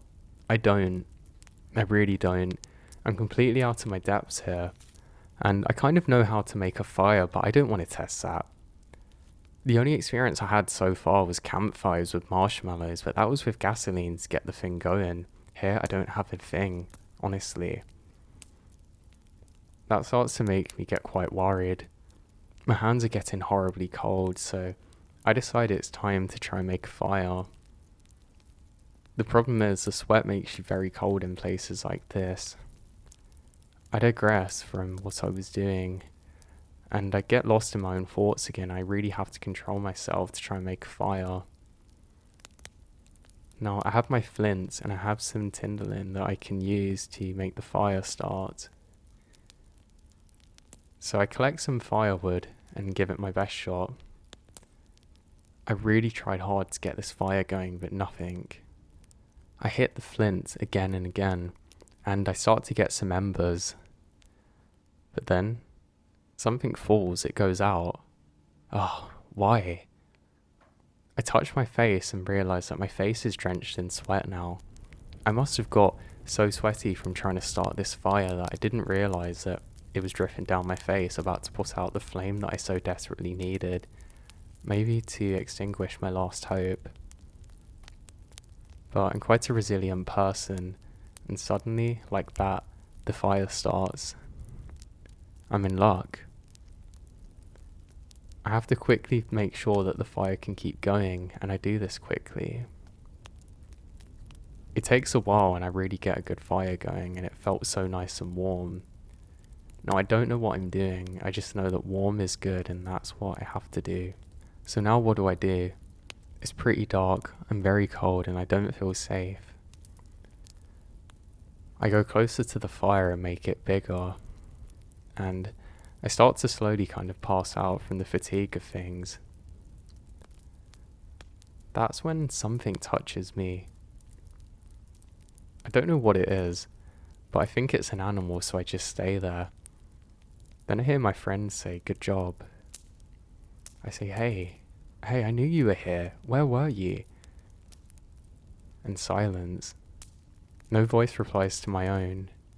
Nothing. Just the sound of the fire. I get up and look around and I can't see anything. I can't see anyone. I think, wow, this must be really bad. I'm starting to lose it. I go reach for my phone, but I didn't realise how quick the battery would drain in the cold. This now means that I literally have no way to communicate with people. I've actually heard before that people can recharge their batteries by rubbing them hard enough on something that can actually generate static electricity. So I do this for a while. I must have done it for a good 30 minutes, but nothing happened. Now I can hear something.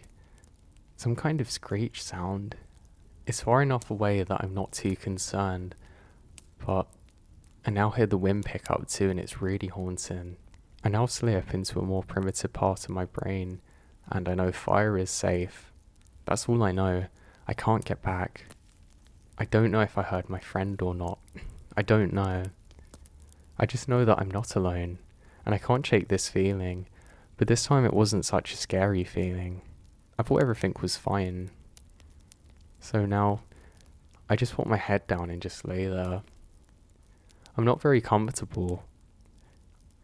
I actually get so close to the fire that I think part of my boots are melting, so I move back a bit further now. Then I roll on my side. I look the other way, across into the distance, the only plane where I can actually see. And there's something there. At first I thought it was a tree, but there's some movement. It's definitely not a tree. It can't be. I can see a man waving. Weird. Does this mean that I'm not alone? I rub my eyes, look around. I call out my friend's name and it's gone. Okay. I should probably get going now.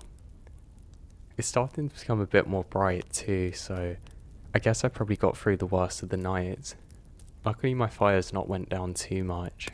So I keep a piece of firewood with me, and I decide to keep going using this as a torch. I felt better now.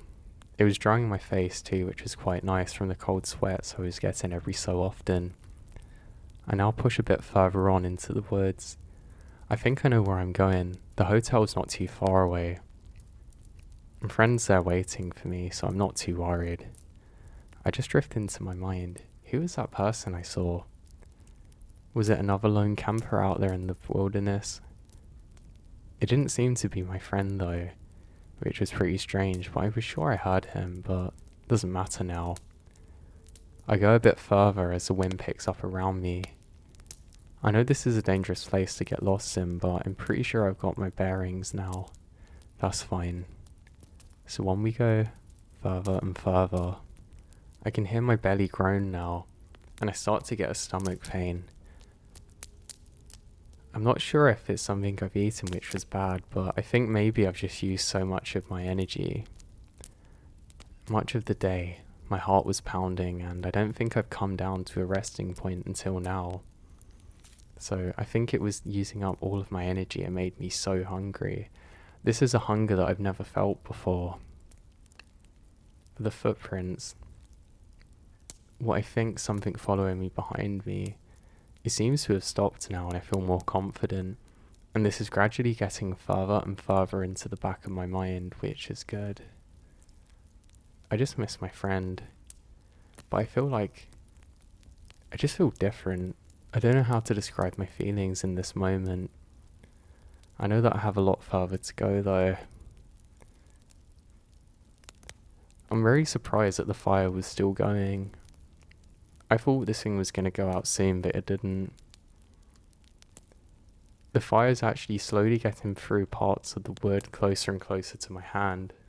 Now it's almost at the point that it's starting to hurt my hand because of the heat. No worries. I put this down the best way that I can so that it doesn't extinguish itself. I get another piece of wood and eventually it transfers. It feels good. I leave the torch there, the other part, and walk behind me. I turn around and just take one last glance at this.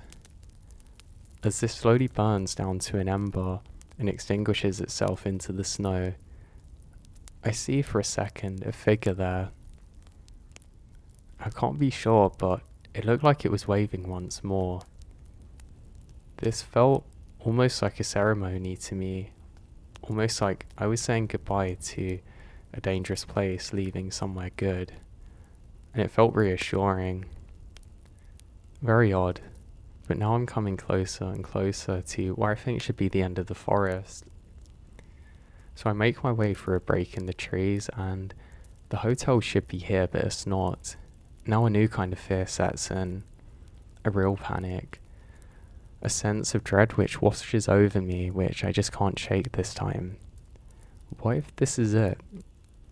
What if nobody finds me, and my parents find out that I got lost going into the wilderness, I can't let that happen. But what if it does happen? Now I look around and I can see nothing which is familiar to me. It's starting to get closer and closer to daybreak, so I feel a lot better now. But I have further to go. I can't be stuck here. Maybe I could try and go back the way I come, follow the footprints, but snow started to fall again now. I'm not going to be able to see my own tracks, so I guess I'll just have to figure that one out. I go a bit further. I decide that if I go uphill, I should at least see my surroundings. And there it is.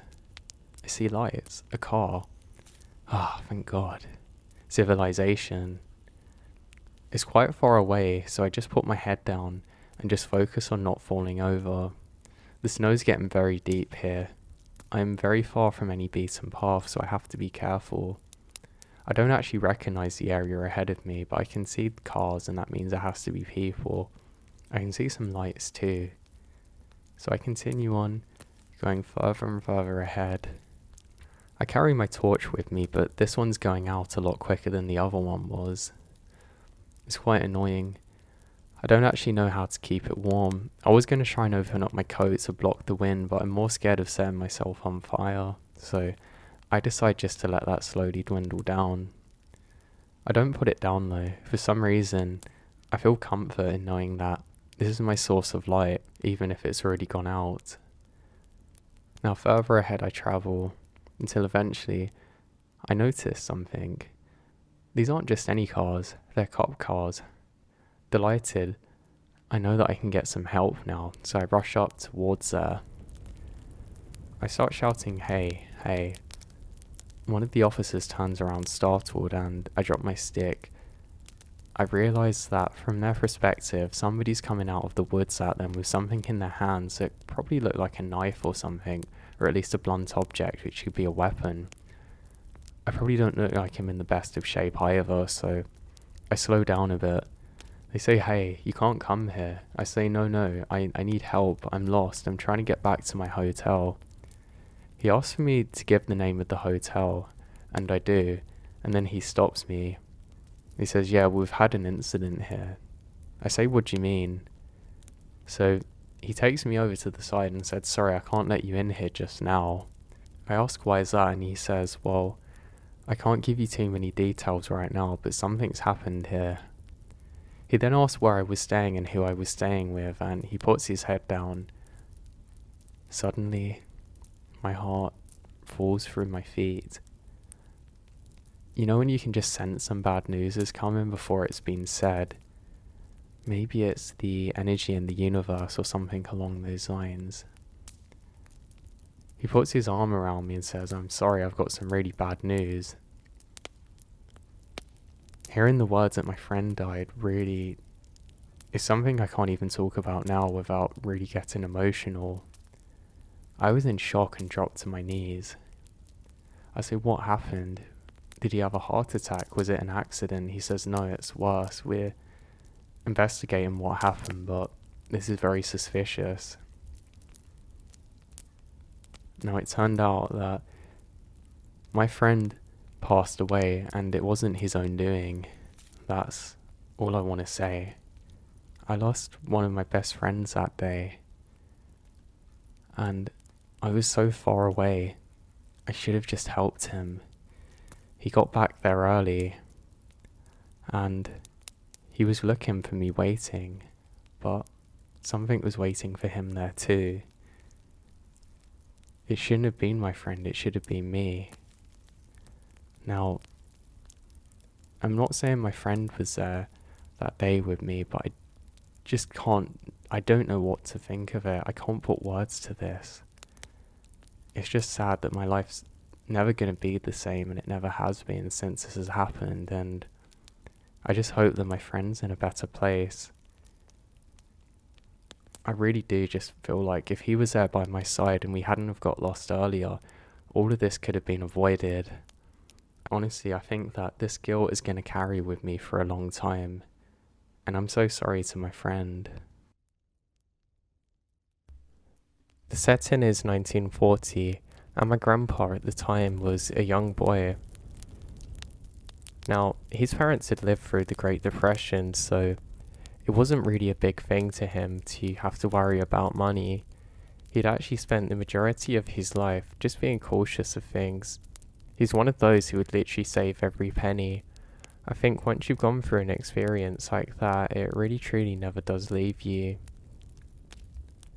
Now, he had quite a few different jobs. Back then it was really difficult to actually maintain a job, but one that he really liked was being what we now call a park ranger.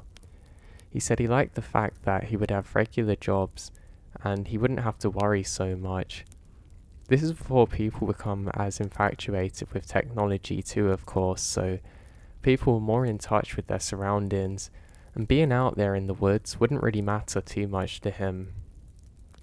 Now, he had a number of strange experiences that he couldn't believe himself, which he's passed down to me over the years. One was while he was stationed and they were building a new cabin for someone.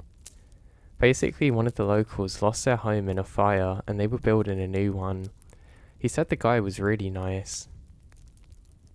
Now, they'd actually been working with him for a number of weeks. He got to know the guy and said that he was really friendly. Apparently, he would never really say too much.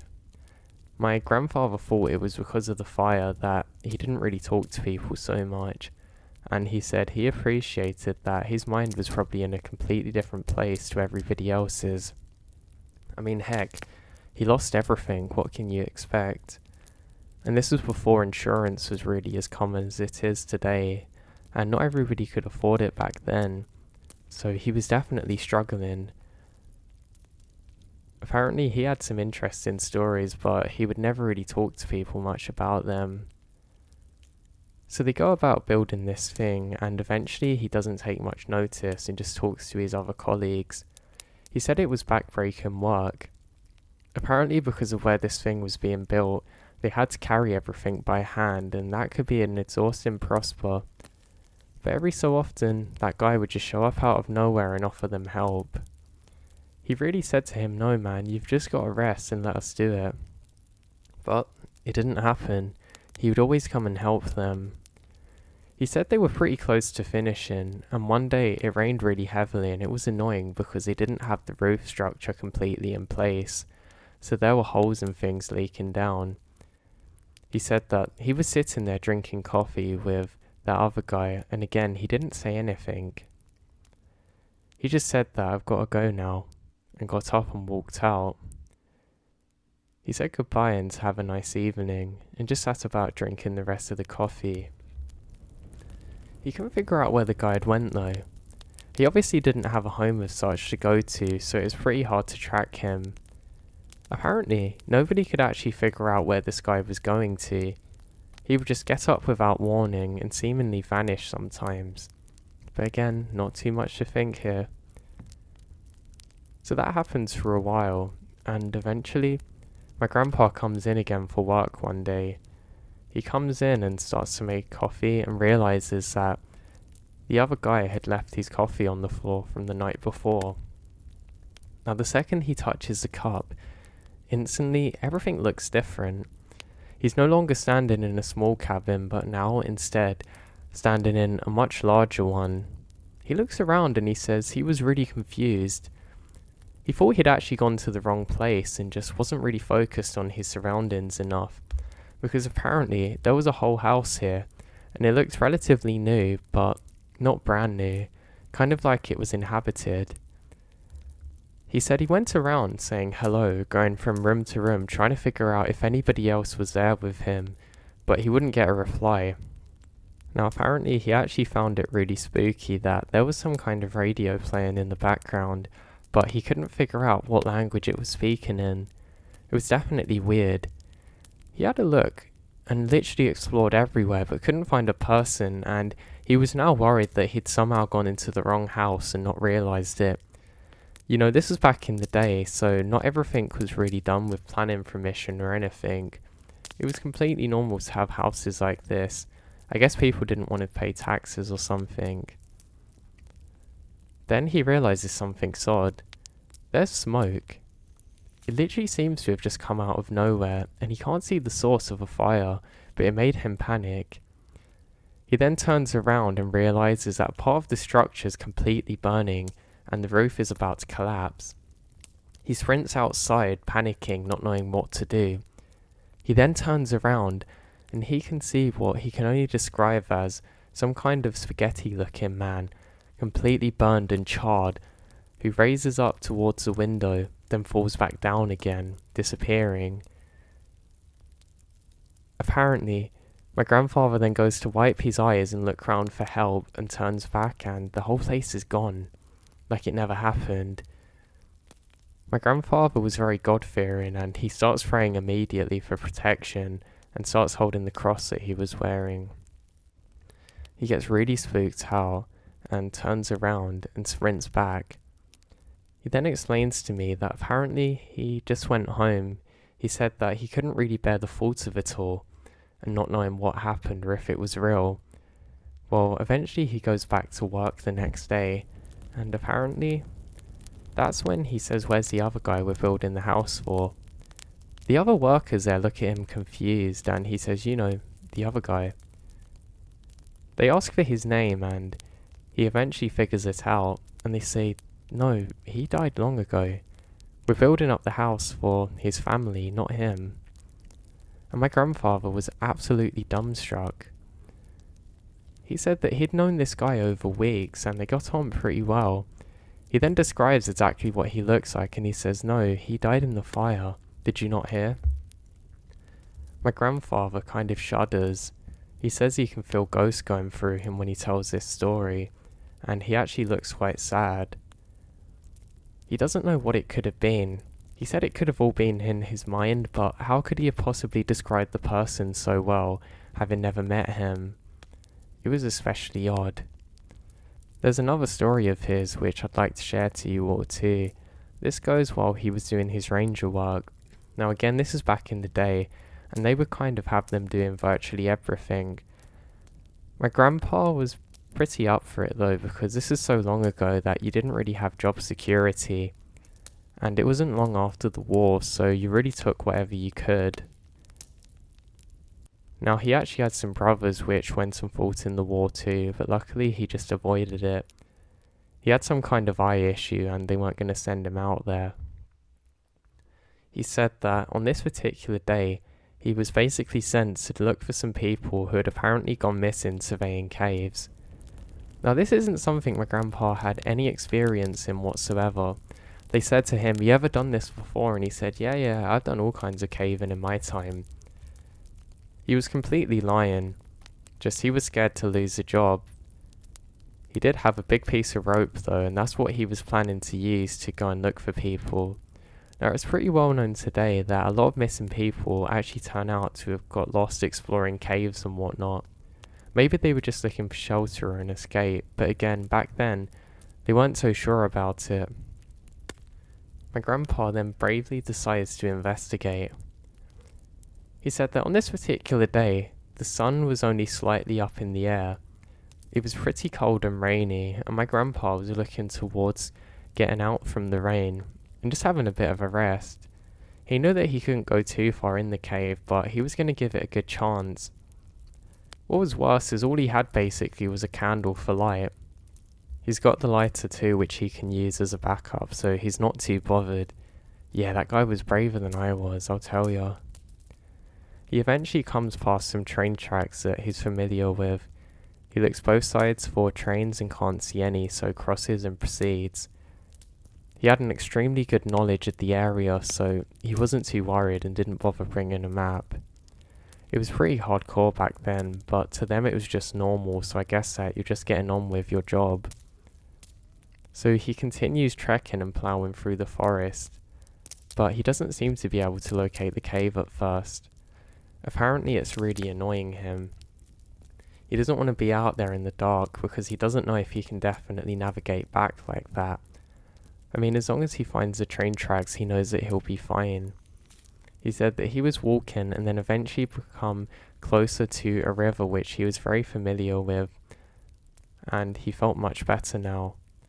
He stops for a moment to listen to the sounds of the water, thinking, wow, What if there actually is someone lost in here? How am I going to be able to bring them back if they're not able to move? He was a pretty strong guy, but I guess that he knew his limits too. He finds lots of downed trees here. The storm didn't pass so long ago. My grandpa's convinced that somebody went out here and got lost in the storm seeking shelter from the cave. He's just more worried about keeping his stuff dry though. But eventually, there it is, the mouth of the cave. At first it looks like somebody's standing there, but my grandpa can't be sure. He calls out hello and waves his arms around, but there's no response. He then looks to the ground ahead of himself and jumps over a small stream and proceeds. If there was a person, they're gone now. Maybe they were looking for somebody too, he thinks, as he crosses over. He now enters the mouth of the cave, and he said he tries to light up his candle, but it doesn't work. He tries again, but it just doesn't seem to take, so he decides to go as far in as he can without being able to see. He calls out hello a few more times, and there's no reply once more. He gets to pretty much the limit and stops for a while, trying to get the candle to light. He's not stupid, he's trying his very best to preserve the lighter fluid that he has.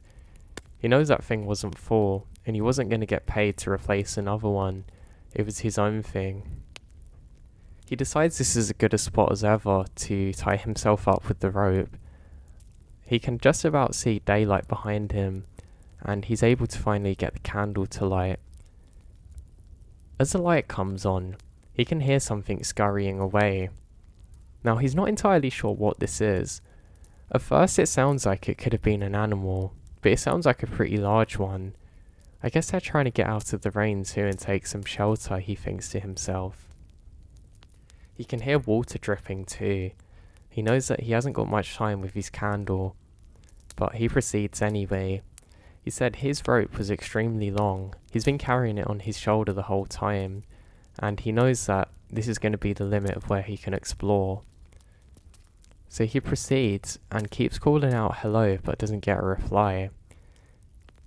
The cave is getting more and more narrow now as he proceeds, and he has to turn a corner. He does so cautiously, making sure that the rope isn't on a jagged edge because he doesn't want it to become cut off. Now he gets deeper into the cave. He's probably about halfway on his rope now, as he slowly takes another piece off his shoulder as he goes deeper and deeper in. Now he gets to a point where he can see some kind of movement just up ahead. He says, "Hey, I'm here to rescue you. Come on, let's go. I don't have much time on the candle." But it seems like every time he gets closer, this person seems to be getting further and further away. He describes them as wearing some kind of black robes or something, or maybe like some kind of nightgown. He said that the clothes appear very ragged, and he can't make out much of them other than that they're very hunched over. They seem to be wearing something on their head, and at first my grandpa thinks it's a bandage. He said, "Come on now," getting annoyed, becoming more and more agitated. He said that he's not ready to risk his life for somebody else, but he really wants to get this job done, so he proceeds. He said that he's running and really chasing after this person. He's getting burnt every so often by the candle. He's holding it backwards to try and stop it going out, but every so often he has to put it back alight again. He then feels a pop. At first he thinks that the rope has become unlocked on something and he's not too bothered. He's quite surprised now though, as he's gone further than he thought he could on the rope. He calls out, "Hey, whoever you are, this is it. If I can't get you soon, then I'm not going to find you." He then goes to pull on the rope and realizes there's a lot of slack on it.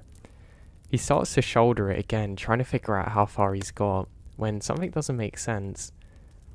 He seems to have a lot of rope, more than he remembered bringing, until eventually he pulls very quick, while actually dropping the candle in shock because he realizes that the rope's come off. God. He fumbles around for a second, but luckily sparks his lighter again, giving him just enough visibility to see where he is. He now realizes that something or someone has bit through part of the rope. He says, "God, these rats are annoying," thinking it was those, as he then hears something behind him. He then turns around to face whatever it is, but can't see anything, and throws the rope on the ground now. He decided to set fire to it. Now, he said he was doing so he's able to light his way a bit better, dragging it behind him. Yeah, he was a pretty cool guy. Very ingenious in situations like this. The only problem though was he knew the air quality wasn't very good down here, and he was burning the last air that he probably had, but he wasn't going to be able to get his way out otherwise, and he would probably smell the burning parts to figure out where he come from. So once more, my grandpa proceeds going the way that he had come. He realizes something's very off now, and he can't describe the feeling. He always tells me that his biggest regret was not buying a rifle or some kind of weapon to bring with him. The problem is, if he shot it in a cave though, he probably would have went deaf, but he couldn't hear well to begin with. So he starts walking, but eventually the light goes out again, and eventually he drops the rope. It's burning for a little bit, then just won't seem to take anymore. Then he feels something on his shoulder. It's like something's touched him that feels weird and feathery, or maybe like moss brushing on his shoulder. He goes to swipe it off when he feels a hand. He gasps loudly and turns around to see what it is, but he can't find anything there. He can suddenly feel water on his back, and he thinks maybe he's got wet somehow. The candles are now completely out, and he's down to his lighter only. He does start to panic now, he admits finally, as he feels something on his ankle. As he turns to go away, something grabs at him. He's pretty sure it's the rope, so he just kicks and eventually becomes free from it. But now his leg feels wet. That was confusing. He gets up and starts running, turning on the lighter every few seconds to be able to see where he's going. Then crash. He goes straight into a rock. He said that when he woke up, he was extremely disorientated and wondered if he'd actually slept outside. He said he felt absolutely horrible. He said he felt something on his leg, and at first he thought it was a rat trying to eat him, so he kicks down very hard. He then feels something hard and hears a screech. He then quickly reaches for the lighter and can't find it, but then he finds it again and flicks it on. He said he was face to face with something, bent over trying to literally eat at him. He doesn't know if it's a crazy cannibal or what it is because he never saw its face, but there was something green on its head. He's always been fixated on that one fact. He said, how was it green? The maybe inch or so of flesh that he saw was disgusting looking, necrotic and rotting. He said he screamed, thinking that he's just run into Satan himself, and starts running, again using his lighter to guide his way. He said that he doesn't know how he found his way out, but he gets back to roughly where he started and he can see the edge of his rope. He picked it up and threw it behind himself, not sure if he was being chased or not.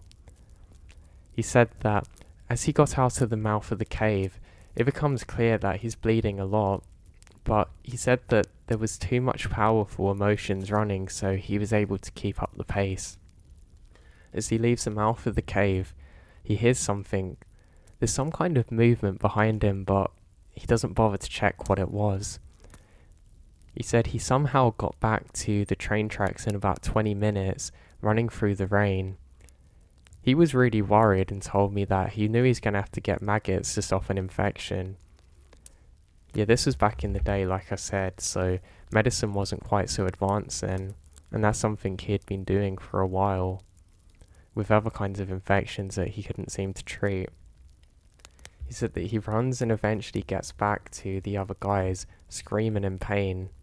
He said that they tended to his wounds and put some kind of lotion thing on it, and it was horrible. I think it was like iodine or something, for which made it really sting. He put a sock in his mouth to bite down on as they done it, and they screamed, "What happened?" He explains what had happened, and they look at him very scared. They thought that maybe the rats had got him, but he was convinced it was something different.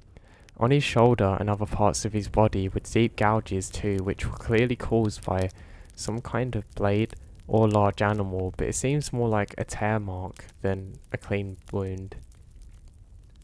He said that he couldn't stop shaking, and he went to the priest straight after to have an exorcism. Apparently, a lot of the other guys there and some of the locals actually all grabbed torches the next day, had some priests, and went down to the cave to try and take out the demon which lived in there.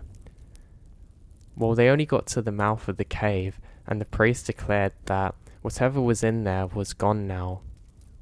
And they all went back and head back, very happy with this, and my grandpa said that he was also happy with this fact too. Apparently over the years, there were sightings of someone or something just lurking around in the centre of the cave, never actually coming out too far to be seen, but visible. All my life, my grandfather has proclaimed that that was the devil that he encountered in the cave, and the exorcist got rid of it. But I just wonder what on earth could that have actually been? What attacked my grandpa that day?